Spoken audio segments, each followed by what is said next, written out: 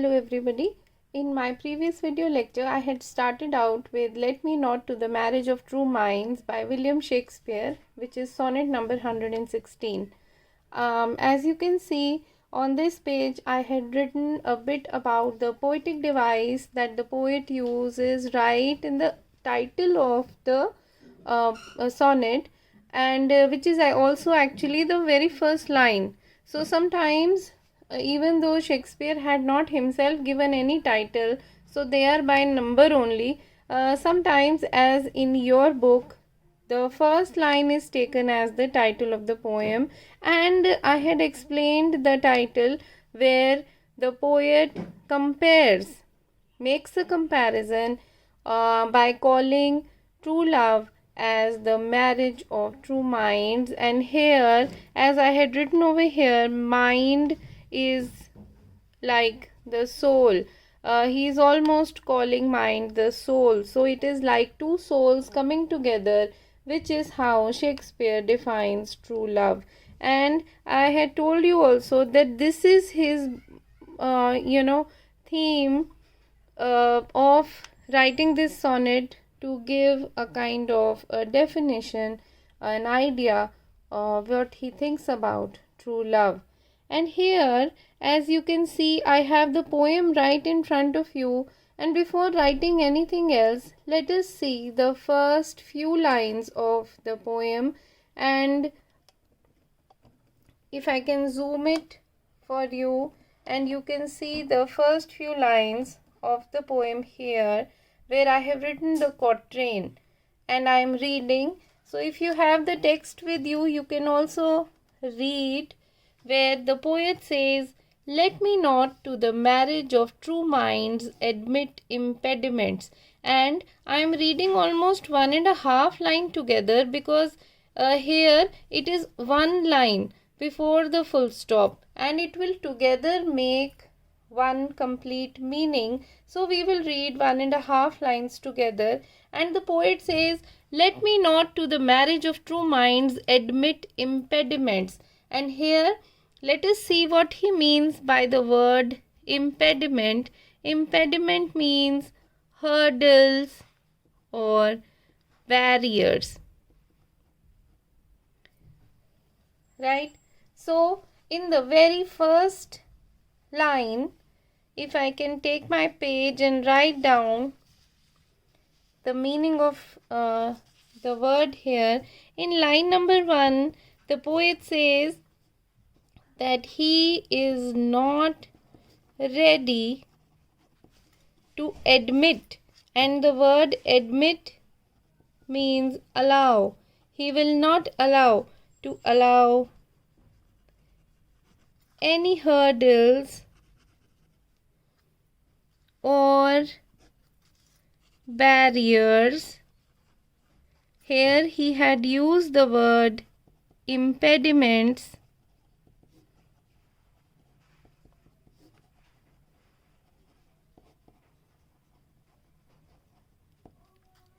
In the path of true love. So for the poet, from the very first line, we come to know that for the poet, true love is so important, it is so pure, that wherever he would find true love, he would not allow any hurdles to come in the path of true love. And this is what you can see the very first line means. And then he says, "Love is not love which alters when it alteration finds." So again, it is like he is giving us the theme of true love, where he says, love is not love which alters when it alteration finds. Alter, you must have heard of this word before. Alter simply means change. So if love changes when it finds change, then such a love will not be called true love. So with line number 2 and 3, if I can explain line number 2 and 3 to you, and we have to read line number 2 and 3 together. Only then it will make sense. Before the comma, after finds, you can see this comma over here. So we are reading line number 2 and 3 together.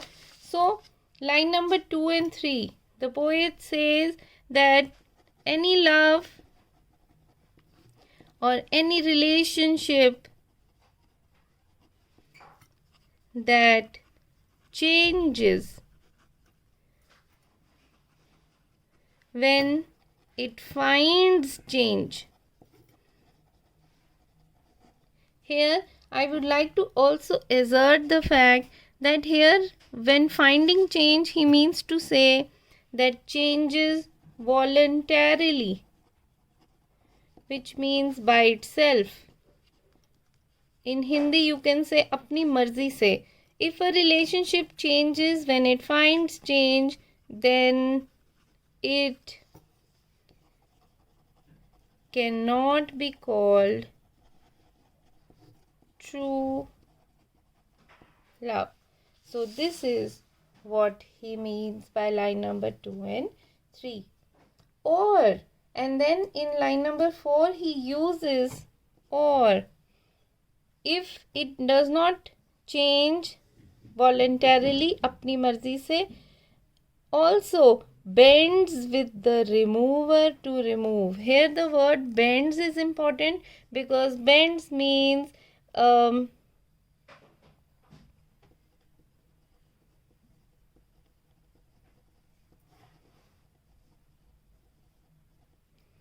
buckle under pressure.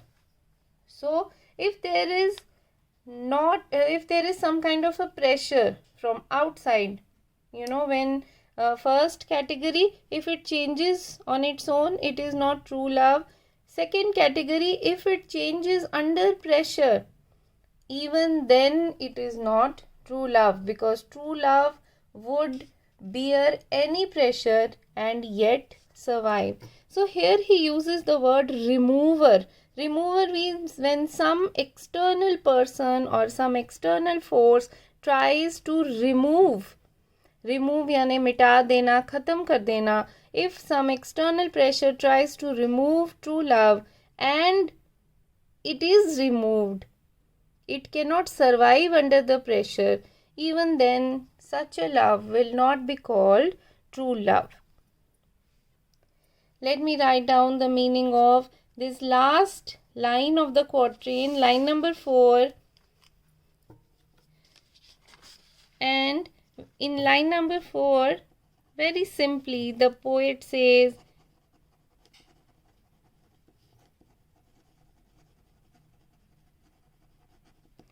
any love or relationship that cannot survive under external pressure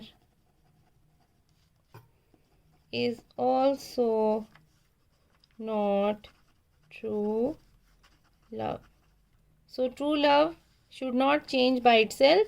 Secondly, true love should also not change under any external pressure. I hope the first quatrain is clear to you, and in the very first 4 lines the poet makes his idea, makes his concept very clear, and he is very clear that true love must survive at all cost. Then we move on to the second quatrain, line number 5, 6, 7 and 8. And he says, oh no. And when he uses this exclamation mark, even in poetry, any exclamation mark, any comma, any full stop, even that is important, because here when he uses the exclamation mark, he is actually telling you that he feels so strongly about it. It is like his such an emotional thing which the poet is saying. He has put his heart into it and he is saying it very emotionally, very strongly. He says, oh no, oh no, it is an ever fixed mark that looks on tempests and is never shaken. Now in the second quatrain, he gives us, it is as if he is elaborating the theme.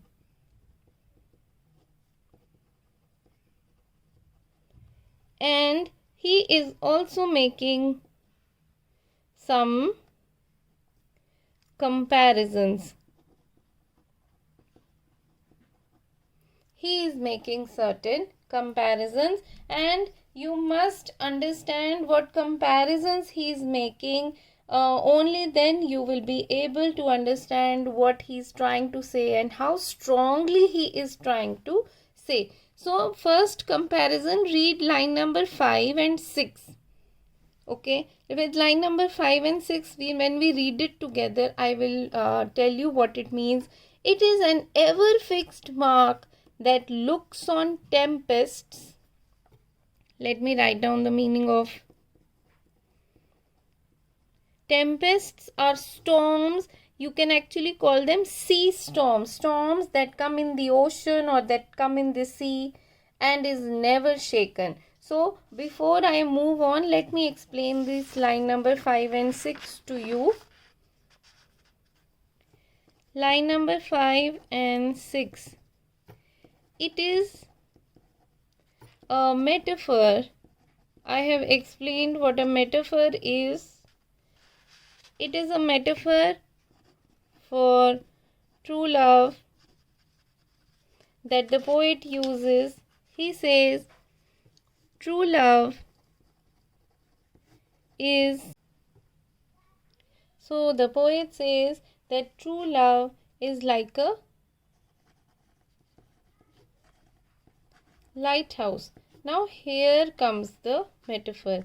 It is compared to a lighthouse. I hope you all know what a lighthouse is. A lighthouse is like a tower which is built on the beach, so that in previous times, in earlier times, when ships did not have the technology like today, they were dependent on the light of the lighthouse, because the top of the tower had a huge light which was rotating, and it would send a very strong beam right till far away into the sea. And at night, when the sailors would not know where to go, that light would guide them. That light would take them to the shore. So it is like a guiding light which saves the lives of sailors and helps them to reach their destination. So here true love is compared to a lighthouse. So the important thing about the lighthouse is that it is a guide and also its strength. Why do you think a lighthouse must be very strong? The structure of the lighthouse must be extremely strong. The reason is that it is along the shore, and if it is along the shore, of course there would be sea storms, there would be tempests and huge waves that would crash onto the tower, and if the structure is not strong, it would just crumble away. So any lighthouse is meant to be extremely strong. This strength is something which true love must also have, because any true love has to endure a number of hardships. A true love has to endure a lot of pressure. Only then it can survive. So the poet uses a very beautiful metaphor by comparing true love to a lighthouse. So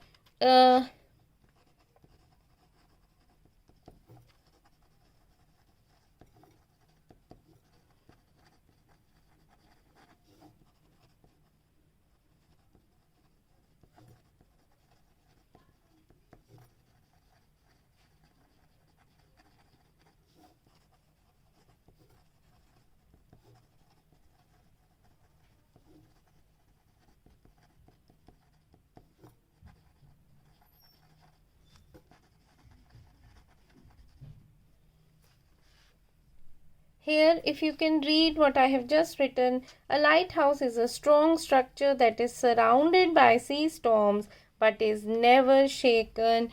And according to the poet, According to the poet, true love should have the same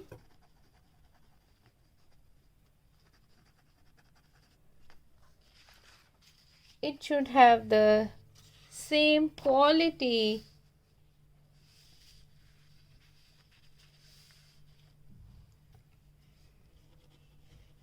as the lighthouse. It should have the same quality as the lighthouse. So that is one quality, and another quality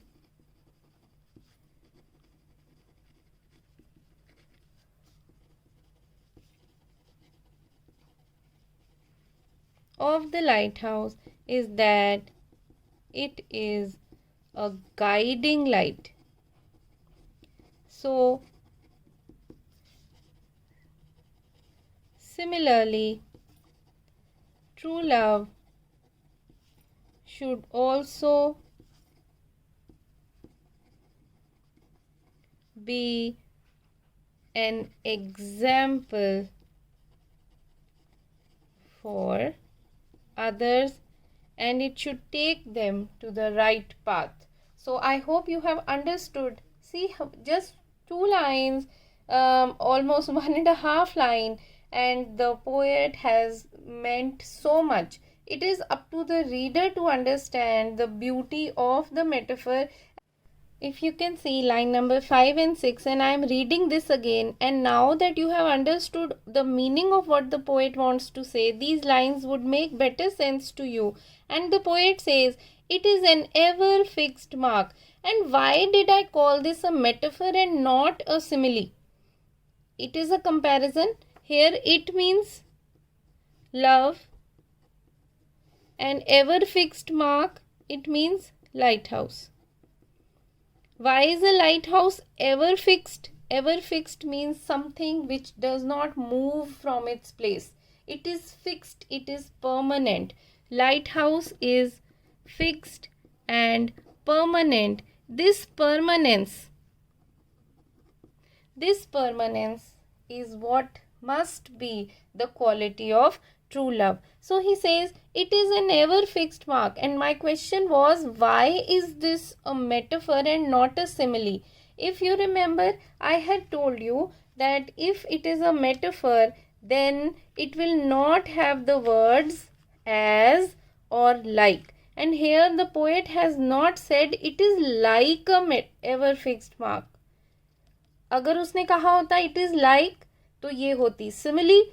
Now that he has said it is directly and not used the word like or as, it is a metaphor. So the poet says it is an ever fixed mark that looks on tempests. When he says looks on tempests, he means to say it faces, सामना करता है tempests का, and is never shaken.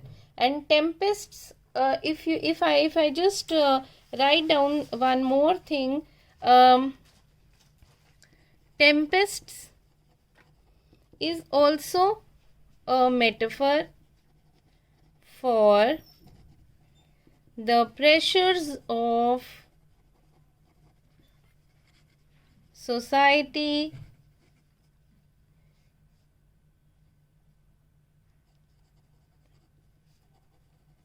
that makes lovers fall apart. So here if I can very simply tell you, जैसे एक light house को तूफान का सामना करना पड़ता है, ट्रू लवर्स को भी सोसाइटी के तूफानों का सामना करना पड़ता है. कभी सोसाइटी, कभी टाइम, कभी सिचुएशन, कभी fate, destiny. So there are a number of pressures that make lovers fall apart, and here tempests becomes a metaphor for these pressures. So he says it and is never shaken, and they will not fall apart. True lovers will not fall apart because their love is true.